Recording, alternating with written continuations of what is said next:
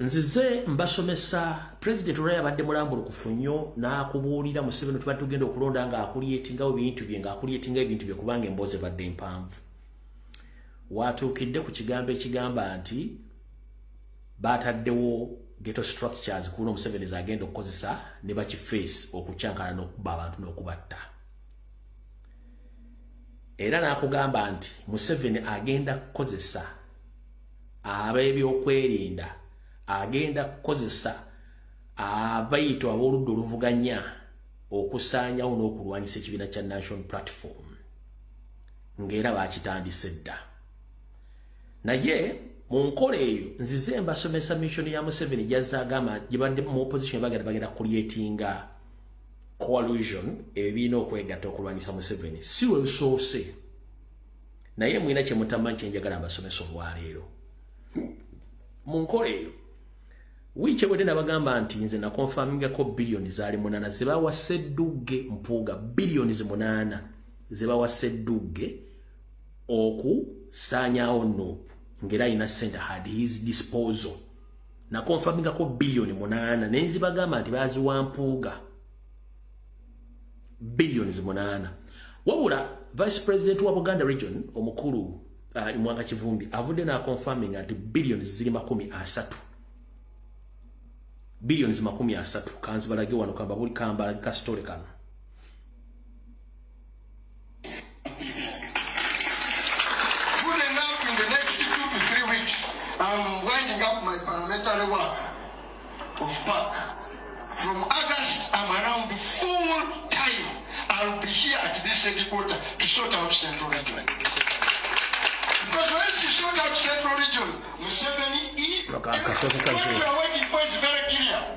Today, if any of you goes to the airports today, you are going to find a group of young men and women going nowhere, going where? To the Arab world, in a desert, to do the odd jobs. And those ones have from senior 6 up to master's degree. That's the caliber that goes out of the country. Senior 6 up to master's what? Degree. All of you are aware today, if you have a child or a sick parent or a sick brother and sister, and you want to go to any government hospital, if you don't have money, you're not even, they call it consultancy. They'll not even look at you. How do you go to Monaco and the first thing you do is a bank and Uganda Revenue Authority?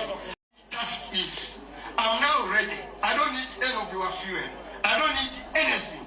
Whatever constituents that needs me, I'll be there. Good enough in the next 2 to 3 weeks. I'm winding up my parliamentary work of PAC. From August, I'm around full time. I'll be here at this headquarters to sort out Central Region. Because once you sort out Central Region, Museveni is gone. And we are going to ensure we should. Don't worry about background music. Don't about, he has, by the way, you are narrating, I have information. And I better tell you, he's investing 30 billion to disorganize National Unity Platform. And some groups have already received that money.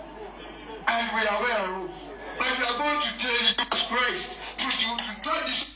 Muwulidde bulungi. Billions za 10 zibadde okukyankalanya National Unity Platform.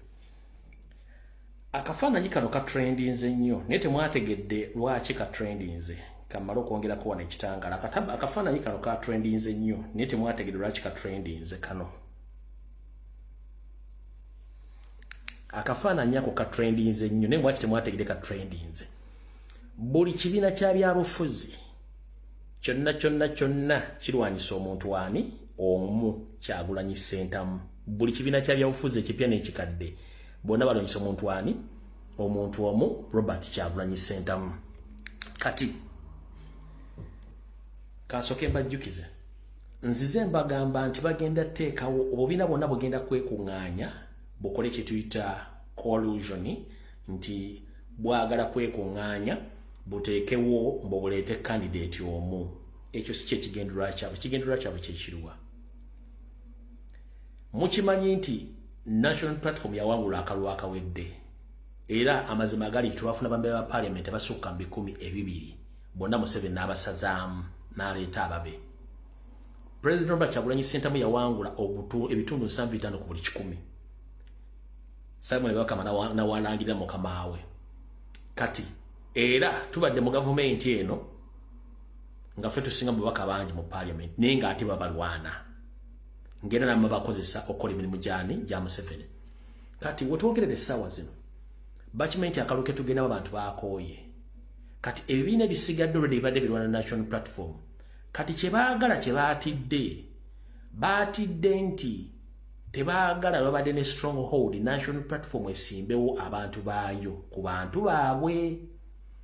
Bano kyekibasindisa amangu bajje bakole collusion oba okwegattako ku bibiina by'ebyobufuzi kubanga omwegatta mu bibiina by'obufuzi kitegeeza nti National Platform teyina mandate kusimba ba MP mu bifo ewali ba MP bebibiina ebirala tebadde birwanyisa National Platform bo kitegedde. Ekigendera kya collusion eno tebaagala National Platform esimbe babakabayo babantu baabwe mu bifo ewali abakayo ebibiina bwe bali nti bajja bawangula. Kyekigendera kyabe tewali kirala kubanga tebalina bargaining power. Lwaki? Kansoke nkuze mabega.